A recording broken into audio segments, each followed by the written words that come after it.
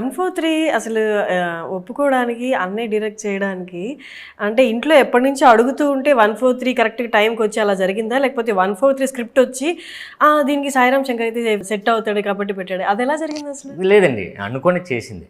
హ్మ్.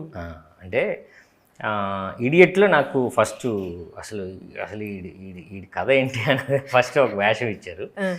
మా నాన్నకి చేయాలని, హీరోయిన్ చేయాలని, అన్నయ్యకి కూడా అదే.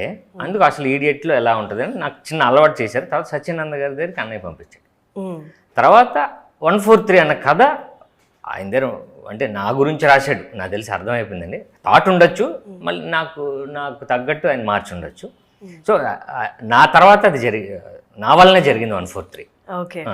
మిమ్మల్ని అనుకున్న తర్వాత కథ పుట్టింది ఉండొచ్చు బహుశా, లేదా ఆల్రెడీ కథ ఉన్న కథని నాకు అడాప్ట్ చేయొచ్చు, అది తెలియదు. కానీ బట్ నన్ను అనుకున్నాడు హీరోయిన్ చేద్దామని అనుకున్న తర్వాతే 143 చేశారు.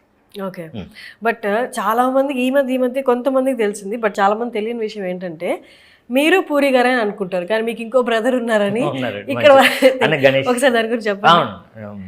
ఉమాశంకర్ గణేష్ ఇప్పుడు ప్రజెంట్ ఆయన ఎమ్మెల్యే, వైసీపీ నర్సీపట్నం కాన్స్టిట్యున్సీ ఉంది, వైజాగ్ డిస్ట్రిక్ట్ అండ్ ఇప్పుడు అనకాపల్లి డిస్ట్రిక్ట్ అయింది, దానికి MLA. So present sitting MLA. ఇక్కడ ఫస్ట్ ఇండస్ట్రీలో ఉండేవాడు, అన్నయ్యతో పాటు ఉండేవాడు నేను రాకముందు. ఓకే. ఆ తర్వాత ఇక్కడ సెట్ అవ్వక ఊరు వెళ్ళాడు. ఊరు వెళ్ళిన తర్వాత ఎప్పుడండి ఇది, అప్పుడు ఏజ్ కూడా 19 or 20 ఉంటుంది బహుశా, అంతే ఉంటుంది గణేష్ గారికి. అప్పుడు ఎలక్షన్స్ వచ్చినాయి ఊళ్ళో. అప్పుడు మా ఫాదరు పక్కన మిగతా వాళ్ళందరూ ఇప్పుడు ఎవరు నువ్వు నిలబెడదాం అంటే ఆటోమేటిక్గా అక్కడ నిలబెట్టారు. 20 yearsకి 20 or 21 ఎంత అయింది, అంతే ఉంది ఏజ్. సో సర్పంచ్కి నిలబడ్డాడు, గెలిచాడు. వావ్. సో అక్కడి నుంచి కంటిన్యూ. అంటే మీ ఫాదర్ నిలబడాలని అలా ఏం ఆలోచన లేదా? అన్న father municipal government job. So ఆయన నాట్ ఎలిజిబుల్ గవర్నమెంట్ జాబ్ అది. సో ఆయనకి మామూలుగానే పాలిటిక్స్ ఇంట్రెస్ట్ ఉండదు. కాకపోతే అప్పుడు పరిస్థితిని బట్టి మన వైపు నుంచి ఒక్కరి కావాలి అనుకున్నప్పుడు మా గణేష్ని నిలబెట్టారు. అప్పుడు సర్పంచ్ అయిపోయాడు. సర్పంచ్ నుంచి తెలియకుండానే అందులో స్టార్ట్ చేశాడు. సో అంటే కనీసం ఒక 15 years తర్వాత అంత స్ట్రగుల్ అయితే కానీ ఇప్పుడు ఈ పొజిషన్కి రాలేదు. అంతే కదా, పాలిటిక్స్ 15 years మినిమం జరిగింది. అంటే ఒక అన్న పాలిటిక్స్లో అంటే నాకు తెలిసి ఇండియాలో 2 గ్రేటెస్ట్ ప్రొఫెషన్స్, అంటే no offence to the other, correct 2 highly influential professions ఏంటి అంటే ఒకటి సినిమాలు, ఇంకొకటి పాలిటిక్స్. ఈ ఒక అన్న పాలిటిక్స్, ఒక అన్న సినిమాలు. అంటే హౌ ఇట్ ఈస్ అంటే మీకు ఏమనిపిస్తుంటుంది? మన ఇంట్లో కావాల్సినంత ఏ ప్రొఫెషన్స్ కావాలో హై ప్రొఫెషన్స్ 2 ఉన్నాయని. అంటే అన్నయ్య వల్ల ఇది జరిగిందిలేండి. ఇప్పుడు అన్నయ్య ఫస్ట్ ఇక్కడ సెటిల్ అవ్వడం వల్లే గణేష్కి ఆఫర్ వచ్చింది. అంటే ఫ్యామిలీని బట్టి ఆఫర్స్ వస్తాయి కదండి ఇప్పుడు కూడా పాలిటిక్స్లో. ఎవరు వెనక ఏంటి, ఈ ఫ్యామిలీ ఏంటి అన్నది ఒకసారి మనకు సర్వే తర్వాతే ఆఫర్స్ వస్తాయి. సో అన్నయ్య వల్లనే గణేష్కి ఆఫర్ వచ్చింది. అన్నయ్య వల్ల నేను కూడా హీరో అయ్యాను, అంతే కదండి. బేసిక్గా ఫస్ట్ ఆయన క్రియేట్ చేశాడు. ఓకే. అండ్ వెయ్యి దరువేలో ట్రైలర్ చూశాను. ట్రైలర్లో మీ స్టైల్ మీకుంటూనే ఎక్కడో కొంచెం సటిల్డ్ అండ్ సోబర్నెస్ కూడా కనిపించింది. అంటే ఏది మీరు ట్యూన్ చేసుకున్నారా అలాగా, లేకపోతే డైరెక్టర్ మెచ్యూర్డ్ లెవెల్ వచ్చి ఉంటుంది? ఏది చేయగలది యాక్టింగ్లో మనకు తేడా వస్తుంది. సో కొంచెం నేర్చుకుంటాం. ఇంతకుముందు కన్ఫ్యూజన్ ఉంటుంది, వెంటనే రాదండి. నేను అనుకోవడం ఏంటంటే యాక్టర్ మెచ్యూరిటీ లెవెల్ రావడానికి చాలా ఇయర్స్ పడుతుంది. ఇన్వాల్వ్ అవ్వడానికి ఓకే, ఇవాల్వ్ అవ్వడానికి ఓకే. బట్ దీన్ని చాలా కాన్ఫిడెంట్గా మెచ్యూర్డ్గా చెప్పాలి అనుకున్నది మనకు కొంచెం మెచ్యూరిటీ వస్తేనే, అది కూడా ఏజ్ వస్తుంటేనే మారుతూ ఉంటుంది. సో మనకి చేస్తుండగా నాకు తెలిసి మీరు అన్నట్టు నిజంగా నాకు అనిపించింది ఏంటంటే ప్రీవియస్ ఫిలిమ్స్కి నాకు డిఫరెన్స్ నాకు కూడా అనిపించింది ఏంటంటే సెటిల్డ్గా ఉంది నాకు. అలానే మీ టచ్ ఏం పోలేదు బట్ ఎంత ఉండాలో అంత ఉంది. చిన్న అంటే కాన్ఫిడెన్స్ లెవెల్ మారింది నాకు అర్థం అవుతుందండి.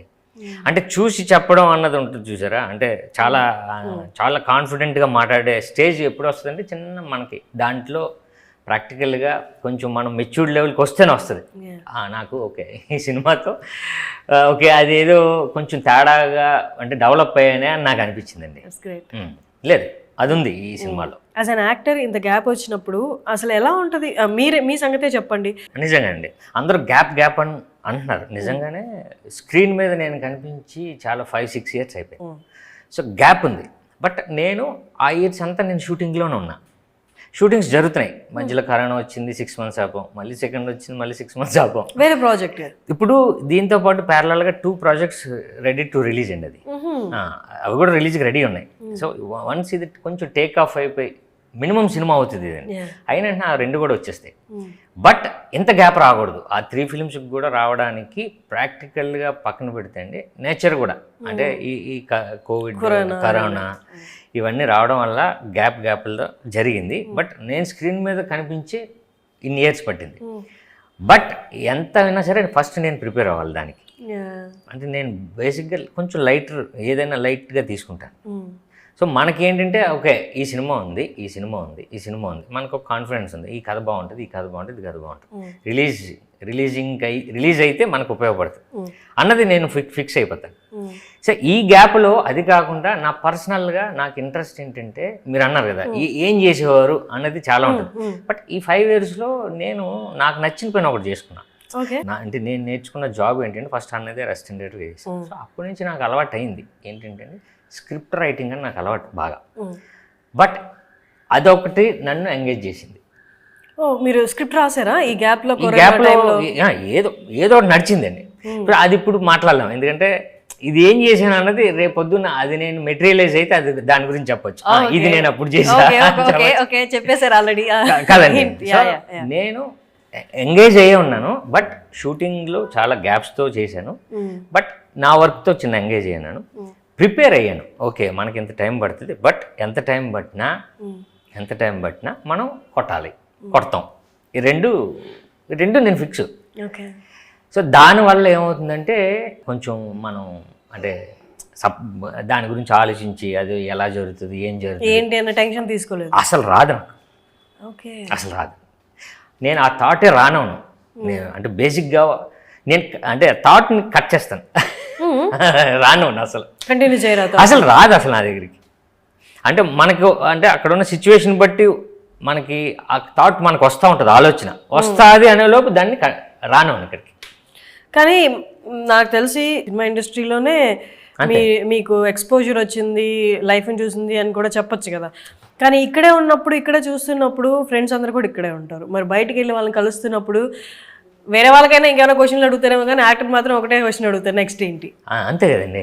బట్ అంటే మీరు ఆ థాట్ని కట్ చేసిన ఈ జనాలు వచ్చి గుర్తు చేస్తున్నప్పుడు అది కోపప్ చేయడం కష్టం. అదే అంటున్నాను వాళ్ళనే డీల్ చేయాలండి ఫస్ట్, అంతే కదండి. సో వాళ్ళు అడిగే క్వశ్చన్ మనం తీసుకోలేనప్పుడు అక్కర్లేదు కదా. వాళ్ళు వేసే క్వశ్చను ఓకే ఎప్పుడు హిట్ కొడతావు అంటే వస్తుంది, ఎందుకు రాదు, వచ్చింది కదా వస్తుంది, అంతే. సో వాళ్ళేసే క్వశ్చన్ని మనం ఆన్సర్ చెప్పి మనం ఊరుకుంటే సరిపోద్ది.